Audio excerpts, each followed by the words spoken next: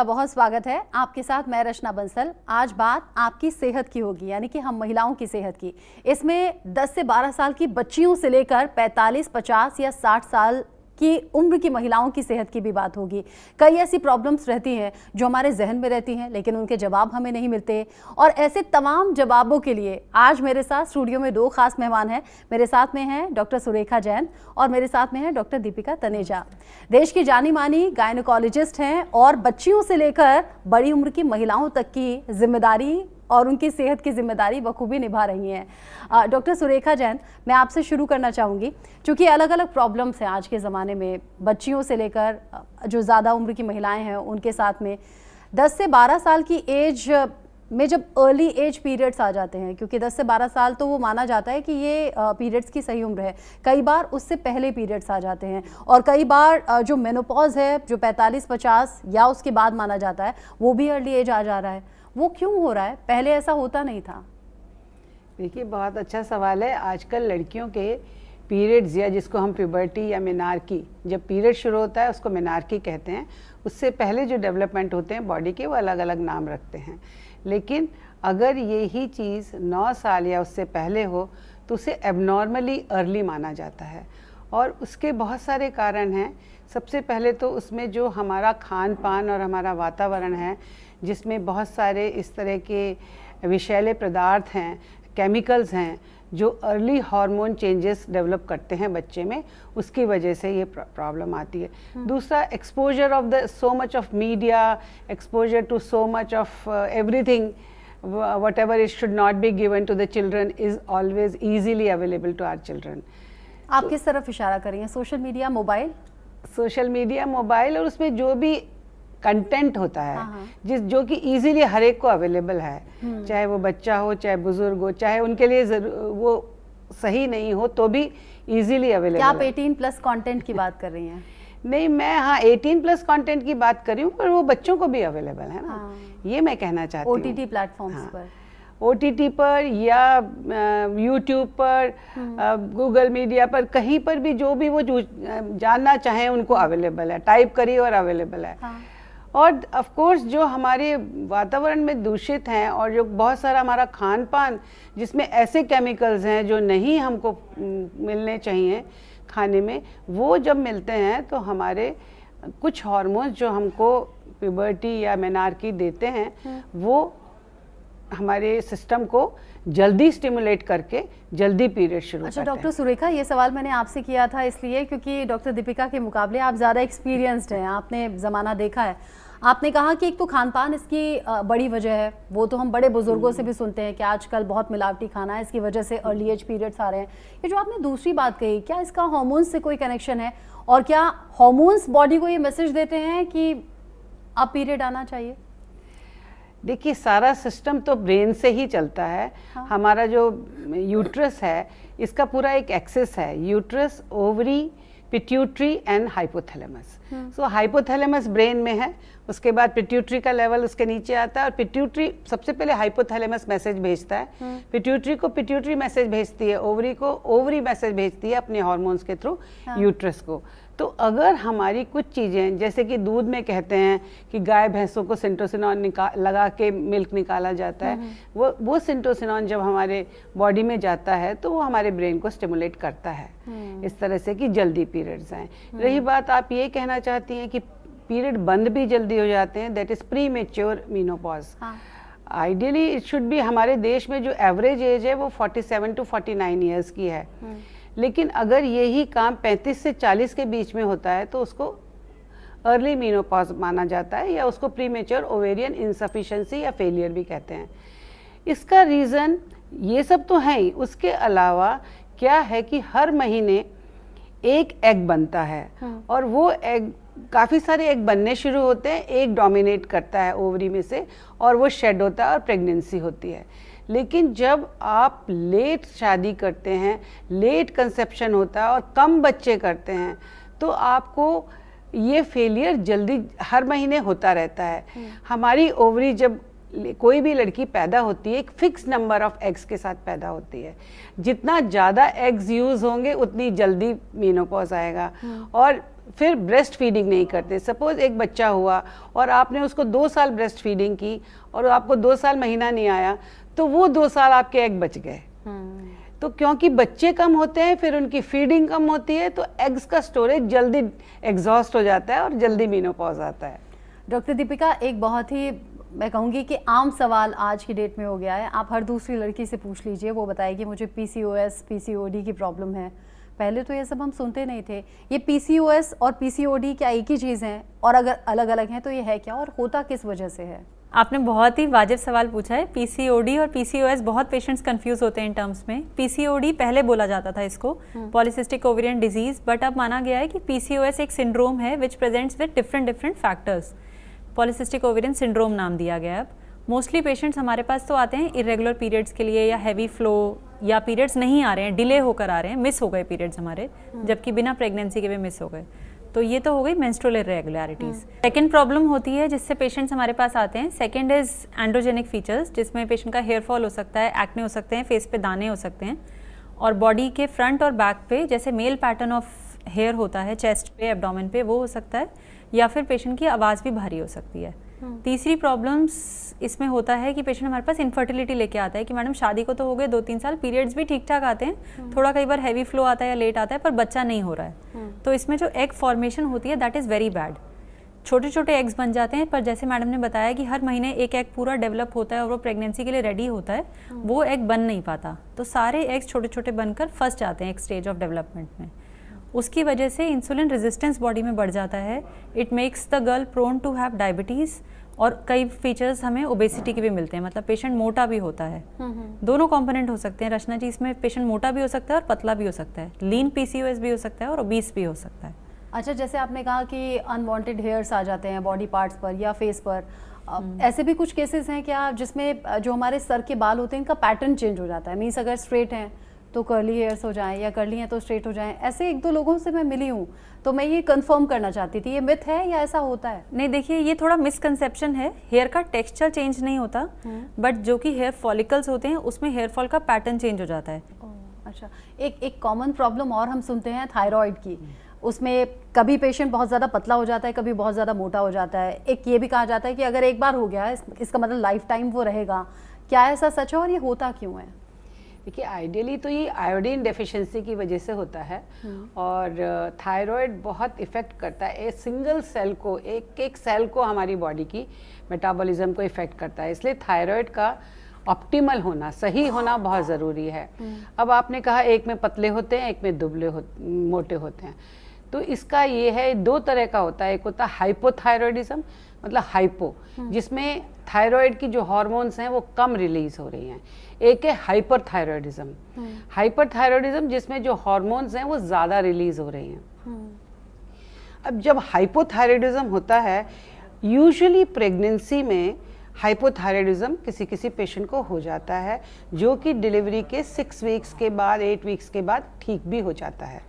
ऐसा नहीं है कि वो परमानेंट रहता है। लेकिन अगर थायराइड की एंटीबॉडीज़ हमारे शरीर में हैं, तो ग्रेजुअली वो एंटीबॉडीज़ थायराइड को डिस्ट्रक्ट करती रहती हैं और धीरे धीरे आपकी डोज जो थायराइड को रिप्लेस करती हैं, 25 जैसे जो थायराइड की हार्मोन्स होती हैं, हम उनको रिप्लेस कर देते हैं जब हाइपोथायरॉयडिज्म होता है, जब कम होता है। जैसे कोई भी चीज़ की कमी है, विटामिन B12 की कमी है तो आप B12 दे देते हो।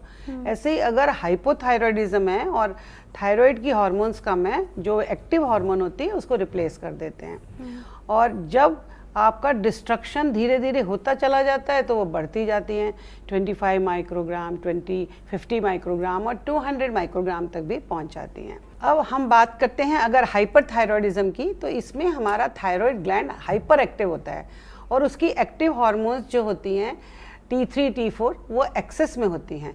एक्सेस में होने से हमारा बेसल मेटाबॉलिक रेट बढ़ जाता है, हमारी एनर्जी जो होती है बॉडी की वो ज़्यादा यूज़ होती है और हम दुबले होते रहते हैं। उसकी वजह से हार्ट रेट भी बढ़ जाती है, BP भी बढ़ जाता है। और अगर प्रेगनेंसी है और उसमें हाइपरथायरॉयडिज्म है तो पेशेंट प्रीमेच्योरली डिलीवर भी कर सकती है और बच्चे के ऊपर भी इफ़ेक्ट आता है। थायराइड स्पेशली प्रेगनेंसी में बहुत इम्पॉर्टेंट है। फर्स्ट 7-9 वीक्स तक बच्चे के पास अपनी थायराइड हार्मोन नहीं होती है, मदर से लेता है। अगर मदर ही डेफिशिएंट है, हाइपोथायराइड है, तो बच्चे को नहीं मिलेगी। इसलिए हमें प्रेग्नेंट होने से पहले ये पता होना चाहिए कि हमारी थायराइड की स्टेटस क्या है। अब आजकल जब बहुत ही ऐसा ज़माना है जब हमें बिल्कुल परफेक्ट बच्चे चाहिए और हर लड़की समझदार है, सोचती है कि मेरी प्रेगनेंसी एब्सोल्युटली 100% नॉर्मल हो, तो प्री नेटल या प्री कंसेप्शनल काउंसलिंग होती है एक। उसमें अगर आप डॉक्टर के पास जाके कंसीव करने से पहले ये सब समझना चाहेंगी तो आपका सारे ज़रूरी टेस्ट कराएंगे। अच्छा, ऐसे तो फीमेल्स की बहुत सी प्रॉब्लम्स हैं और अगर हम बात करने लगेंगे तो बहुत घंटे बीत जाएंगे, लेकिन मैं कुछ कॉमन प्रॉब्लम्स आज डिस्कस करना चाहूँगी ताकि व्यूअर्स को और ख़ास तौर से हम महिलाओं को ज़्यादा से ज़्यादा इस शो का बेनिफिट मिले। एक इनफर्टिलिटी की समस्या हम बहुत ज़्यादा सुनते हैं डॉक्टर दीपिका।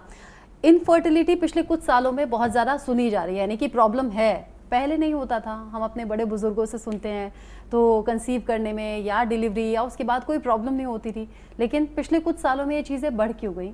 हाँ जी, देखिए इनफर्टिलिटी में है ना बहुत, तो एक तो एज ऑफ मैरिज चेंज हो गई है, age of child bearing change हो गई है। पहले शादी हो जाती थी 15, 16, 17, 18, 20 तक शादियाँ हो जाती थी and then people use to conceive by 35 maximum.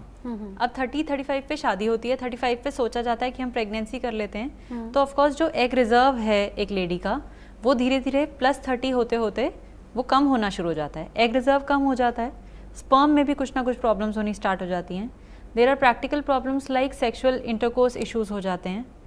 आजकल की प्रोफेशनल लाइफ में जैसे लेडी को अपना करियर बनाना है, वैसे हस्बैंड को भी अपना करियर बनाना है, तो दोनों अपनी लाइफ में बहुत बिजी हैं। स्टे अपार्ट रिलेशनशिप्स हैं, लोग साथ में ही नहीं रह रहे या कुछ ही टाइम साथ रह रहे हैं। So these are many reasons of late conceptions, late child bearing. और इसीलिए शायद आप देखेंगे आजकल IVF सेंटर्स बहुत ज़्यादा बढ़ गए हैं, क्योंकि जैसे ही लोग ट्राई करते हैं कंसीव करने का, पेशेंस लेवल एकदम ज़ीरो है। It is like an exam कि जाते हैं 2 महीने हमने ट्राई किया, बेबी नहीं हुआ, there is some problem, we need some treatment. कितना टाइम बाद फिर जाएं IVF के लिए? एटलीस्ट आपको 6 मंथ्स तो ट्राई करना चाहिए। You can see a doctor, वो आपको शुरू में बता देंगे कि what are the good ways to try and how you can track the ovulation cycle of the lady. और उसके बाद फिर आप ट्राई करें। 6 महीने तो आपको नेचुरल इंटरकोर्स के लिए देने चाहिए। बाय द डेटा 1 ईयर में 80% patients and couples conceive and with in 2 years 90% conception rates होते हैं। तो इतना टाइम नहीं है ना आजकल लोगों के पास। अच्छा, आपने अपने जवाब में ये सारी बातें खुद ही इंक्लूड कर दिया। मैं ये पूछूंगी कि भाई करियर बनाना क्या गलत है, या फिर क्या लेट मैरिज अगर अपने करियर के लिए वो कर रहे हैं तो क्या ये गलत है, और अगर हम ये अपना रहे हैं तो फिर क्या करें? आप करें, लेकिन दोनों काम साथ में भी तो हो सकते हैं ना। अगर हम मैटरनिटी सर्विसेज को अच्छा कर दें और वर्क प्लेस पे ही हमारे पास बेबी केयर सेंटर्स हों, जहाँ एक लेडी प्रेगनेंसी के लिए ये ना सोचे कि मुझे 2-3 साल का ब्रेक लेना पड़ेगा। एंड ऑफ कोर्स हस्बैंड की भी आजकल काउंसलिंग होती है, तो अगर हस्बैंड्स भी हेल्प करते हैं बेबी की टेक केयर करने में। बहुत लोग आजकल after Covid they have started working from home, तो कई बार हस्बैंड्स घर पे होते हैं, वो किसी हेल्प के साथ या किसी पेरेंट के साथ अगर वो भी बच्चे का ध्यान रख लें, तो 2-3 मंथ्स में there are enough options in the market कि आप ब्रेस्ट मिल्क पंप करके जा सकते हो बेबी के लिए, कुछ आप ब्रेस्ट फीड करा सकते हो। तो अगर सब लोग एक प्रेग्नेंट लेडी के साथ कोऑपरेट करें तो आई थिंक ये टैबू होने के बजाय लोगों को लगेगा हम प्रेगनेंसी भी साथ में कर लें और काम भी चलता रहेगा। डॉक्टर सुरेखा, मैंने बहुत लोगों से सुना है कि ड्यूरिंग प्रेगनेंसी जो फीमेल्स होती हैं वो बहुत ज़्यादा सेंसिटिव हो जाती हैं। सेंसिटिव होने के साथ वो बहुत ज़्यादा खुश भी हो सकती हैं और बहुत ज़्यादा डिप्रेसिव भी वो हो जाती हैं ड्यूरिंग प्रेगनेंसी भी और आफ्टर डिलीवरी भी। ये क्या रीज़न है और क्यों होता है ऐसा? देखिए, ये अगर सच में नोटिसेबल चेंजेस हैं आपके मेंटल एटीट्यूड में, तो रीज़न हमेशा हार्मोनल होता है। प्रेगनेंसी में सडनली हार्मोन्स बहुत बढ़ जाती हैं, बहुत तेज़ी से बढ़ती हैं और बहुत बड़े ऊंचे लेवल तक जाती हैं। तो उसके वजह से भी प्रेगनेंसी ब्लूज़ बहुत पेशेंट्स को होते हैं, प्रेग्नेंट मदर्स को रादर। और उसके अलावा ये चेंजेस कुछ ऐसे भी होते हैं जो आपके गैस्ट्रोइंटेस्टाइनल, आपके स्टमक को, आपकी आंतों को, सबको इफेक्ट करते हैं। तो उससे नौशिया वॉमिटिंग भी ज़्यादा होता है, क्योंकि और कॉन्स्टिपेशन होता है। कॉन्स्टिपेशन होने से गैशियस डिस्टेंशन होता है।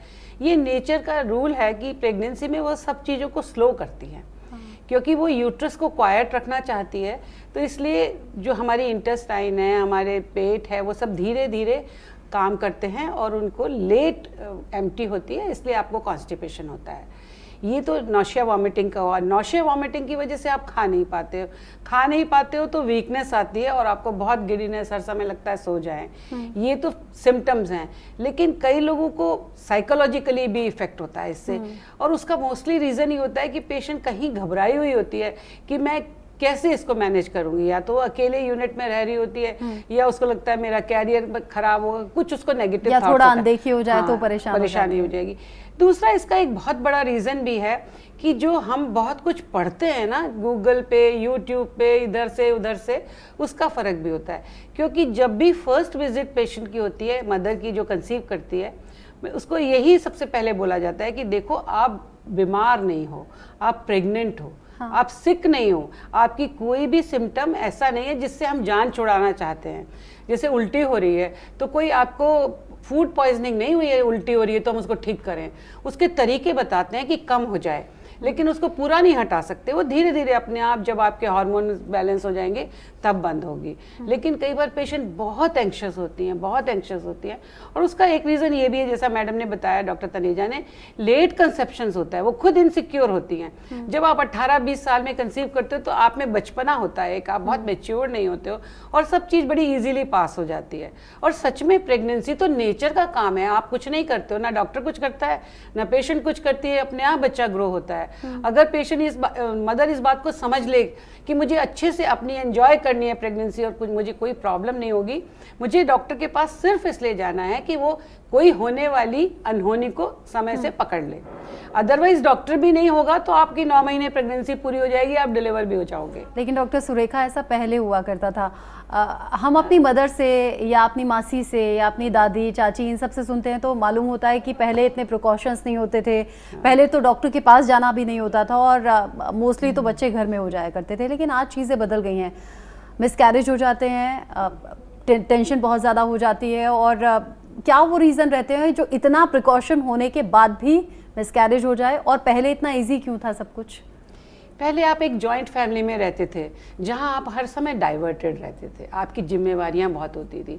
अभी क्या है, लड़कियां वर्किंग हैं तो भी उनको टेंशन है, अगर घर में अकेले होने से टोटल अपने ऊपर ध्यान देती हैं। हमारी काउंसलिंग यही होती है, आप लोगों से बात करिए, अच्छी किताब पढ़िए, कुछ अच्छा सीरियल देखिए, बाहर जाइए, घूमिए और काम करिए, बिजी रखिए अपने आप को। जितना बिजी रखेंगे, अब मैं आपको अपने समय का बताती हूँ या डॉक्टर साहब भी बता सकती है, हम डॉक्टर्स की जब प्रेगनेंसी होती है टिल 9 months वी वर्क, 9 महीने तक सब काम करते, कोई छुट्टी नहीं मिलती है, खास करके गायनी में तो बिल्कुल छुट्टी नहीं मिलती। और बहुत बार आपकी ड्यू डेट तक आप लेबर रूम में डिलीवरीज करा रहे होते हैं, तो आपको ध्यान ही नहीं होता कि आप प्रेग्नेंट हैं। वो प्रॉब्लम्स तब आती हैं जब वो बेबी आ जाता है, पहले तो नेचर पाल रही होती है, अब हमें पालना होता है। तो और ये सब सोच के अगर हम टेंशन पालें कि बच्चा कैसे पलेगा, प्रॉब्लम्स तो सब सॉल्व होती हैं अगर आप तरीका देखें तो। दूसरा ये कि लेट कंसीव करती हैं।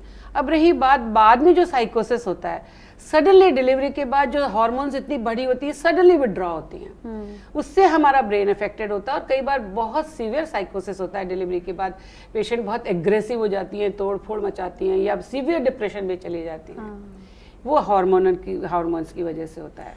अच्छा, अब मैं फिर से बचपन में लौटूंगी। डॉक्टर दीपिका, ये बहुत सुना है हमने कि अगर आपका सर्टेन एज से पहले, यानी कि अर्ली एज में आपके पीरियड्स आ जाएं, तो ऐसा बड़े बुजुर्ग कहती हैं कि अब इसकी हाइट नहीं बढ़ेगी, अब ये ग्रो उस तरीके से नहीं करेगी। ये मिथ है या सच है? ये तो सच ही है। देखिए, प्यूबर्टी एक ऐसी स्टेज है जब आपके हार्मोन्स बॉडी के चेंज होते हैं। तो जैसा मैम ने भी बताया, period is one of those symptoms. उससे पहले बॉडी की बहुत सारी डेवलपमेंट्स होती हैं। उसमें हाइट डेवलपमेंट है, उसमें ब्रेस्ट डेवलपमेंट है, उसमें सेकेंडरी सेक्सुअल कैरेक्टर्स, मतलब कि हेयर जैसे छोटे बच्चों के नहीं होते हैं। जब बच्चा ग्रो करता है तो आर्मपिट्स में हेयर आते हैं, यूरिन वाली एरिया के ऊपर वहाँ पर हेयर आते हैं। तो the body changes in a lot of forms, and when these hormones they pick up in your body, तो ये जो मेटाफाइसिस होते हैं बोन्स के, epiphysis and metaphysis, they stop growing. वहाँ पर ग्रोथ प्लेट्स होती हैं, दे स्टॉप ग्रोइंग। तो वहाँ जो आपकी हाइट है वो मैक्सिमम 6 months to 1 year बढ़ेगी when your first period start. तो हम बच्चों को भी यही काउंसिल करते हैं कि आप फिजिकल एक्टिविटी में एंगेज कीजिए, स्विमिंग कीजिए, बास्केटबॉल, जितने भी लेंथनिंग एक्सरसाइजेज हैं वो आप ज़्यादा करेंगे तो तब तक आपकी हाइट बढ़ जाएगी। आपने सुना होगा 5th, 6th, 7th में बच्चों की हाइट एकदम से शूट अप करती है, स्पेशली इन गर्ल्स। तो वो एक टाइम है हाइट बढ़ाने का। एक बार पीरियड स्टार्ट हो गए तो उसके बाद कोई हाइट नहीं बढ़ेगी। अच्छा, ऐसे नॉर्मल भी पीरियड्स की बात बता दीजिए, क्या पीरियड्स के दौरान एक्सरसाइज या जिम करना चाहिए या नहीं? पीरियड्स के टाइम पर कर सकते हैं। देखिए पीरियड्स थोड़ा अनकंफर्टेबल पीरियड होता है, जो पुराने ज़माने और अब के ज़माने में चेंज हो गया है। अब बहुत सारी ऑप्शंस हैं, not just sanitary pads, patients menstrual cups भी यूज़ कर सकते हैं, टैम्पून्स भी यूज़ कर सकते हैं टू कंट्रोल द फ्लो, और मेडिसिन भी आ गई हैं और वर्कआउट्स भी आ गए हैं। और जितना आप एक्सरसाइज करेंगे ना, वो आपके यूट्रस और ओवरीज में ब्लड फ्लो इंक्रीज करता है। तो उस टाइम पर आपको पेन्स भी कम होंगे एंड इन फ्यूचर आपकी बॉडी वेल प्रिपेयर्ड होगी किसी भी इवेंट के लिए, चाहे वो अगली पीरियड्स हो या आगे जाकर कुछ सालों के बाद प्रेगनेंसी हो। Your pelvic muscles will be better prepared if you exercise in that period. हमारे साथ कुछ मेहमान भी हैं जो आपसे सवाल करना चाहेंगे। इनफैक्ट लड़कियों की बहुत सी प्रॉब्लम्स होती हैं। जी, कुछ सवाल हैं? हाँ जी, तो मैम मेरा क्वेश्चन ये है कि जैसे कि आपने बताया कि प्रेगनेंसी के टाइम पे बहुत सारे हार्मोनल चेंजेस होते हैं और मूड स्विंग्स होते हैं, तो वैसे ही पोस्टपार्टम डिप्रेशन जो होता है, क्योंकि मैंने अपनी फैमिली में बहुत लेडीज़ को देखा है वो फेस करती हुए कि वो अपनी बॉडी को एक्सेप्ट नहीं कर पाती प्रेगनेंसी के बाद, कि कुछ चेंजेस हो रहे हैं या फिर उनको स्ट्रेस हो जाता है, तो उससे कैसे डील करें? देखो, आइडियली तो पेशेंट को अकेला नहीं छोड़ना चाहिए। जब पेशेंट अकेली रहती है तो भी ज़्यादा इनवर्ट सोचती है और साइकोसिस, उसको डिप्रेशन हो सकता है। लेकिन कुछ लोगों को सच में होता है, फिर उनको साइकेट्रिस्ट की हेल्प की और मेडिसिन की भी ज़रूरत पड़ती है। क्योंकि आपने जो अभी और बाकी रीजंस बताए उसमें ये शायद मिस हो गया, या फिर ये एक्चुअल में एक रीज़न हो भी सकता है कि एक फीमेल अपनी बॉडी को उस तरीके से एक्सेप्ट नहीं कर पाती कि नहीं अब तो सारी चीज़ें अलग हो गई हैं या बिगड़ गई हैं। बच्चे की जिम्मेवारी को एक्सेप्ट नहीं कर पाती है, क्योंकि बच्चा एक अपने आप में बहुत बड़ी जिम्मेवारी है, शुरू में स्पेशली। और क्या होता है, देखो दिन में तो सब लोग बच्चे को देख लेते हैं, रात में माँ को ही देखना पड़ता है। उसकी नींद भी पूरी नहीं होती है ठीक से, और अगर उसको सोशल सपोर्ट नहीं है कि जब वो सो रही है तो उसको डिस्टर्ब ना करें, इस तरह की कंफर्ट उसको दें, तो पेशेंट को प्रॉब्लम स्लीपलेसनेस की वजह से भी डिप्रेशन में जा सकती है। इतनी थकान हो जाए कि वो किसी से बात करना ना चाहे। मैम एक्चुअली जब भी मुझे पीरियड्स होते हैं, जो मेरी मदर होती हैं वो मुझे भागने कूदने नहीं देती हैं, दौड़ने भी नहीं देती, और यहाँ तक कि मुझे जो हैवी वेट है वो नहीं उठाने देती। उनका ये रहता है कि बेटा आप ये सब चीज़ें मत करो, आगे जाके जो है आपको प्रॉब्लम्स हो सकती हैं। तो मैं उनकी ये चीज़ आज तक नहीं समझ पाई कि ऐसा करने से क्या प्रॉब्लम्स हो सकती हैं। आई थिंक जो उनकी धारणा है वो ये है कि बॉडी तब वीक होती है, आपको रेस्ट चाहिए होता है। पुराने ज़माने में ना तो पैड्स थे, ना मेंस्ट्रुअल हाइजीन के बारे में बात की जाती थी, ठीक है। तो लोग कपड़ा यूज़ करते थे, बाहर जाते थे, उसी कपड़े में 6 से 8 घंटे चले जा रहा है, और वो ब्लड जो आपका स्टेन्ड है वो आपके बॉडी पार्ट्स को टच करता है, तो वहाँ पर इन्फेक्शन और इन्फ्लेमेशन के चांसेस होते हैं। पहले तो पूजा भी नहीं करते थे ना, अभी भी ये धारणा है कि उस टाइम पर पूजा मत करिए, उस टाइम पर ये मत करिए, वो मत करिए। बट अगर आप उसका साइंटिफिक बेस देखोगे पुराने ज़माने में, तो ये था कि लेडी को चलो 4-5 दिन तो वो रेस्ट पीरियड मिलता था, और अगर आपको उन 4-5 डेज में अनकंफर्टेबल नहीं होना, तो आपका जो एक्सरसाइज रूटीन है वो डेली होना चाहिए। डॉक्टर सुरेखा, एक्सरसाइज हैवी नहीं करनी चाहिए या बिल्कुल नहीं करनी चाहिए? मतलब हल्का फुल्का कर सकते हैं, जैसे अभी उन्होंने पूछा कि वेट उठाने से मना करते हैं, तो ऐसा तो हमने अक्सर मम्मियों को सुना है, बहुत ज़्यादा वेट मत उठाओ, दिक्कत आ जाएगी। ये तो सिर्फ आप पीरियड्स की बात कर रहे हैं। आजकल तो मेजर सर्जरी के बाद भी पेशेंट को दूसरे तीसरे दिन चला देते हैं। हम सिजेरियन में क्या करते हैं, 24 घंटे के बाद पेशेंट को खड़ा कर देते हैं और उसको बोलते हैं टॉयलेट जाओ, और जब डिस्चार्ज करते हैं 3rd-4th डे में तो बोलते हैं घर जाके जितना बिना थके काम कर सकते हो करो, जितना चलोगे उतनी आपकी बॉडी की सर्कुलेशन अच्छी होगी। बॉडी की सर्कुलेशन में यूट्रस भी आती है, तो चाहे वो पीरियड हो, चाहे आप बीमार हो, चाहे पोस्ट ऑपरेटिव हो, बीमार हो, अगर आप सच में वीक हो वो डिफरेंट है, अदरवाइज आपकी सर्जरी हुई है, कुछ भी हुआ है, आप जितना बिना थके चल सकते हो उतना चलना चाहिए। क्योंकि ज़्यादा लेटने से, पहले तो देखो प्रेगनेंसी में ज़रा भी ब्लीडिंग होती थी तो ये कहा जाता था आप बेड रेस्ट करो। अभी कोई डॉक्टर आपको बेड रेस्ट रिकमेंड नहीं करेगा, बिल्कुल भी नहीं करेगा। अच्छा, आजकल के भागदौड़ में और कामकाज में हम लोग खुद पर ध्यान नहीं दे पाते। आजकल हम बहुत देखते हैं सोशल मीडिया पर भी इसका जिक्र होता है, डॉक्टर्स भी कहते हैं एक्सरसाइज मस्ट है, अपनी अच्छी सेहत का ध्यान रखिए, अच्छा खान पान खाइए। अगर किसी को नहीं मिलता एक्सरसाइज के लिए टाइम, इसे एक्सक्यूज़ कहें या अगर ज़रूरी है तो कितना टाइम करें? देखिए, बिंदी लिपस्टिक लगाने का टाइम मिलता है ना जो जिसका शौक है और जो ज़रूरत का काम है उसके लिए वक्त तो निकालना पड़ता है। सबके पास 24 घंटे होते हैं, तो अगर आपको सुबह टाइम नहीं मिलता है तो आप जो किसी का लंच आवर होता है, आप ब्रेकफास्ट हैवी कर लीजिए, फिर टेक अ ब्रेक और लंच टाइम पे आप एक्सरसाइज कर लीजिए। अच्छा, खाली पेट करनी थोड़ा होगी। खाली पेट चाहिए, 6 to 8 आवर्स फास्टिंग आपको चाहिए। बट वक्त तो निकालना पड़ता है, सबके पास अच्छा, दुनिया में और फिर 24 कितना घंटे ही वक्त, हैं। कितना सफिशिएंट होगा? एटलीस्ट 30 मिनट्स तो आप करिए, क्योंकि तो कोई ये भी- 30 मिनट्स क्या होगा? वो योगा होगा, स्ट्रेचिंग होगा और बाकी देखिए एक्सरसाइज सबसे होगा? पहले तो कोई भी एक्सरसाइज से पहले आपको रूटीन बनाना है। You have to make sure कि आपको 30 मिनट्स रोज मिले, एटलीस्ट 6 डेज अ वीक तो आपको मिले। एक चीज़ और है जो मैं अभी जो लड़कियां हैं उनमें देखती हूँ, खुद मुझे भी माइग्रेन है, ये माइग्रेन क्यों इतना ज़्यादा बढ़ गया? पहले तो बहुत इक्का दुक्का केसेस आते थे, अभी आप 18-20 साल की लड़कियों को सुन लेंगे कि माइग्रेन है, आप 40-50 साल की औरतों को सुन लेंगे कि माइग्रेन है। क्यों होता है ये, क्यों बढ़ गया? मैं पहले पिछले वाले सवाल का एक जवाब छोटा सा ये देना चाहती हूँ कि अगर आप किसी बिल्डिंग में काम कर रहे हैं और आप किसी बस स्टॉप पे या मेट्रो स्टेशन पे उतरते हैं, तो आप एक पहले स्टॉप पे उतरिए और पैदल चल के आइए अपने ऑफिस में। और दूसरा, आप लिफ्ट यूज़ ना करके स्टेयर केस यूज़ करिए। एटलीस्ट अगर आपको टाइम नहीं मिलता, इस तरह के चेंजेस तो आप कर सकते हैं ना, कि आप थोड़ा डिस्टेंस पैदल चलिए, आप एक और किसी भी तरह से ऐसे करिए कि आपका को पैदल चलना पड़े। अब माइग्रेन की बात आती है, माइग्रेन भी मैडम यही है कि इतना स्ट्रेसफुल हैं बच्चे। मैं देखती हूँ स्पेशली आफ्टर कोरोना, मेरे पास तो ग्रैंड चिल्ड्रन भी हैं, कोई ग्राउंड में जाके खेलता ही नहीं है, बच्चों की आदत ही खत्म हो गई है। That is true.